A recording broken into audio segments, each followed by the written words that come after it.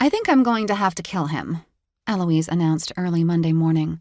Stardust Coffee was empty except for herself, Sybil, and Connor. "You can't tell us that," Sybil said from behind the espresso machine. "Why not?" The hiss of the steamer wand punctuated Sybil's sigh. "Plausible deniability? We need to be able to confidently say under oath that we had no knowledge that you were planning a murder." Eloise pouted into her chai latte. If she couldn't plot the murder of one Graham Thatcher with her two best friends, who could she plot it with? Kiki. Kiki would happily help her plot several gruesome murders, while Eloise tried to make the accounting software she used to keep track of the Crane Hotel's finances produce more favorable figures. Kiki probably even had a coffin for the body. There had to be perks to having a goth as an employee, because having her work the front desk was not dispelling any of the rumors that the place was haunted. "It's kind of disconcerting," Connor said, leaning against the counter, even though he knew Sybil hated it when people leaned on her counters. "You look so sweet and innocent, and then you spout off murder plans like you've just decided what's for dinner." Eloise looked up at Connor.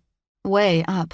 Like all the men in his family, he was obnoxiously tall and broad-shouldered, with thick blonde hair cut in a style she called the Captain America.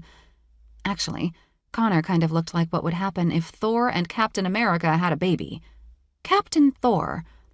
It was a shame that she only saw him as a friend. Sybil said she felt the same way, even if they had been voted most likely to get married their senior year of high school. "I'm just saying that you could probably get away with it," Connor continued. "A jury might even call it justifiable homicide." "Do not take legal advice from high school English teachers.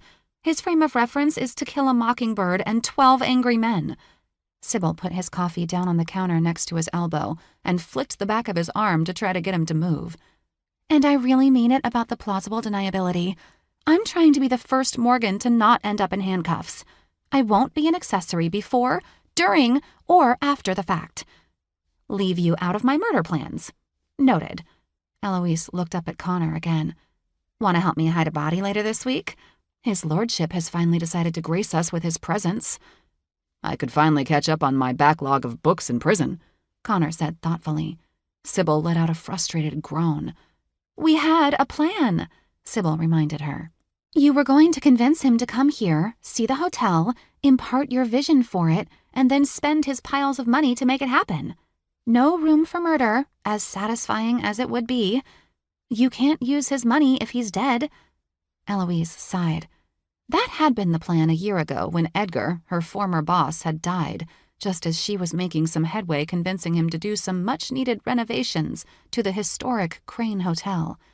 It had seemed like a great plan when she found out she had been promoted from manager to co-owner in Edgar's will, and it had seemed like a truly fantastic plan when she discovered that her co-owner was Edgar's great-nephew Graham, who was one of those obscenely wealthy tech guys with the funds to make all her wildest dreams come true.